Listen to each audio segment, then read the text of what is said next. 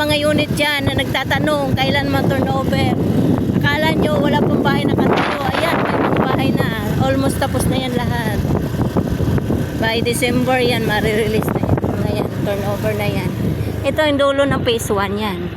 Yan, phase 1 ng Villa Marcela. Ito ang phase 2 ng Villa Marcela. Yan, tangke nila yan. Ayan o, nakatayo na lahat. Kunti na lang sa ano, sa bungad na yung gumagawa eh. Kunting bahay na lang. Yung phase 1 yan yun. Ayan, phase 2. Daming bahay yan. 1,600 yata. Mahigit yung bahay dyan. Phase 1 naman is 1,500 mahigit. Mas malaki yung phase 2 kaysa phase 1. Phase 3, nasa 600.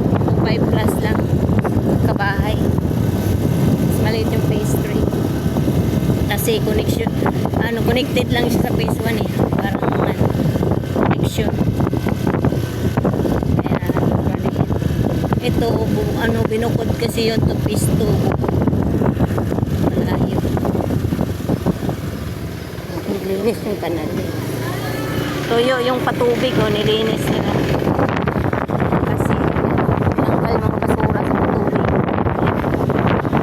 Patubig yan sa mga palayan. Flood control. Yan yung flood control, oh. Walang laman. Swerte nga pag may diyan ka sa likod kasi may pader ka na eh, no? Phase 1 yan. Ayan, phase 2. Yan, phase 2 yan guys. Yan. Liko na tayo dyan, pauwi na tayo sa bahay. Ito yung harap ng phase 2 guys. Yan. Yan, sa mga nagtatanong dyan, yan. Tapos na yung sa harap.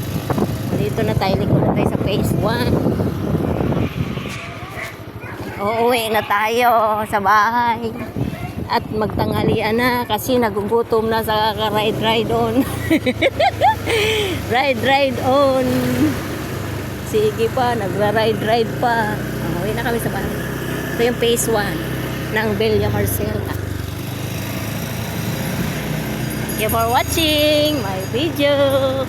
Don't forget to follow my YouTube and my Facebook, guys.